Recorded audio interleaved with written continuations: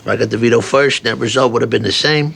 Tony Soprano wasn't tolerant. He was lazy, and that's the real reason he didn't care that Vito was gay. They manipulate your image, Columbus. For a man who has an opinion about everything from Columbus Day to the correct way to make gravy, Tony Soprano's near indifference to homosexuality stands out like a pastel shirt at the bada bing. When confronted with the revelation that one of his captains, Vito Spatafor, is gay, Tony's reaction, initial disgust followed by a shrugging, "Who cares?" seems surprisingly progressive for a man who spends most of his time railing against immigrants, women, and the indignities of modern life. But Tony's tolerance, like most of his principles, is strictly situational. It lasts exactly as long as it serves his bottom line. My best fucking earner.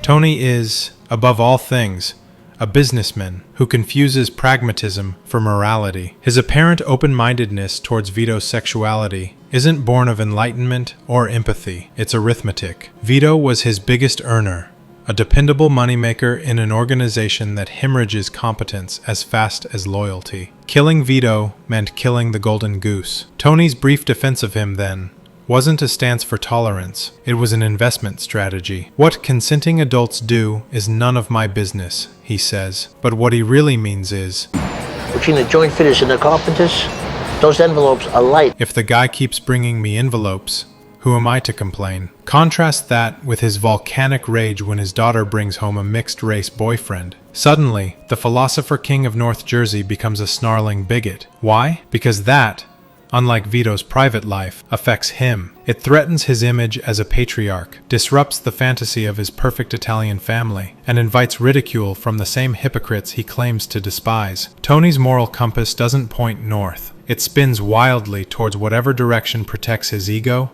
and his profits. It's tempting to call Tony's attitude towards homosexuality progressive, but that would be like calling a shark open-minded for not eating every fish in the ocean. His so-called acceptance exists only because he's never been personally challenged by it.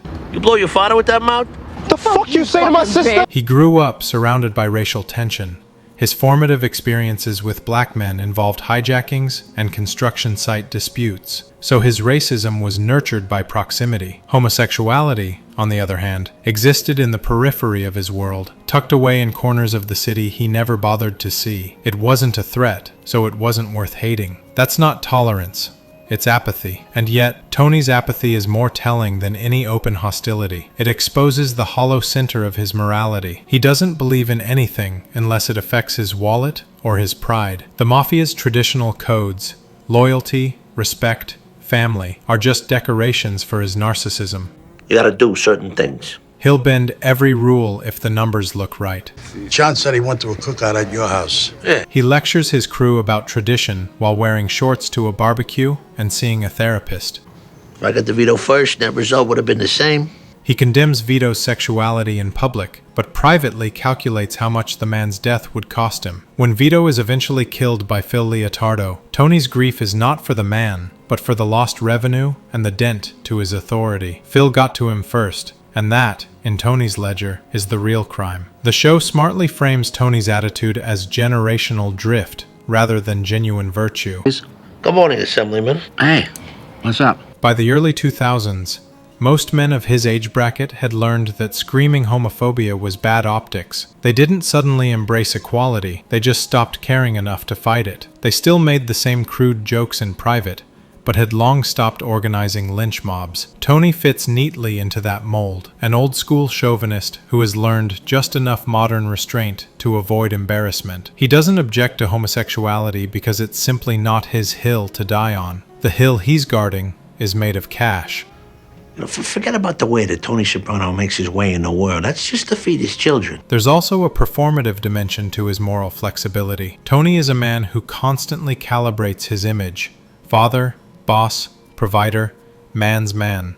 And every stance he takes is a performance tailored to that day's audience. Around his crew, he has to exude strength and conformity. Around his therapist, introspection and nuance. His every opinion is theater, and his empathy, when it appears, is usually a dress rehearsal for self-preservation. He defends Vito not because he believes in live and let live, but because defending him momentarily makes Tony seem above the fray, a reasonable man among emotional fools. That illusion crumbles as soon as his authority is questioned. In truth, Tony's moral elasticity extends to every aspect of his life. It's a whole different thing.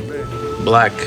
But he's got a company. He partners with black gangs he privately despises, scams Jewish businessmen he superficially flatters, and preaches about family values between extramarital affairs. They pay out millions of dollars every day. His only consistent ideology is convenience. Whether it's racial prejudice, religious tradition, or mob protocol, Tony adopts and abandons principles as easily as he swaps mistresses. Even his supposed empathy, those rare flickers of decency that make him a compelling protagonist, Look at it this way, you collect the insurance, that's all. are usually short-lived moments of self-recognition. They fade the moment they interfere with his comfort.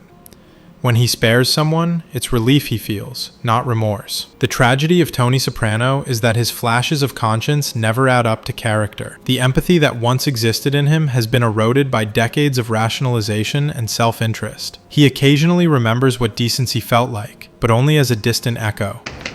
Get in the hospital. His disgust toward Vito's sexuality is instinctive, but his willingness to overlook it is calculated. That tension, between his reptilian impulses and his managerial pragmatism, He saw Vito holding hands with a guy in nipples. is the show's great moral engine.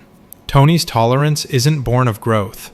It's born of exhaustion. Hatred, after all, takes effort. Yet, there's something darkly believable in Tony's inconsistency. Many people who fancy themselves not homophobic simply lack personal stakes in the matter. They parrot acceptance until the issue walks through their front door. The mobster's creed, "not my business," isn't so different from the suburban neighbors who claims to have no problem with it, as long as it stays out of sight. The Sopranos simply strips the politeness away and shows what moral relativism looks like in its purest, ugliest form. Answer to me. If you can quote the rules, you can fucking obey them. You hear me? A code of ethics pegged to income. The Vito storyline exposes not Tony's progressive heart, but his capitalist one. He doesn't care who you are as long as you earn. That's the real ethos of his world. Every sin can be laundered through profit. The old-timers like Paulie and Phil react with disgust because their power lies in outdated rituals of masculinity. Tony's power lies in numbers. When he tells his crew that they should all start sucking cock if it earns like Vito, it's not a joke. It's doctrine. The line between principle and paycheck has dissolved entirely. If there's any lingering humanity in Tony, it's buried under the rubble of his contradictions. His interactions with Melfi, Meadow, and even Carmela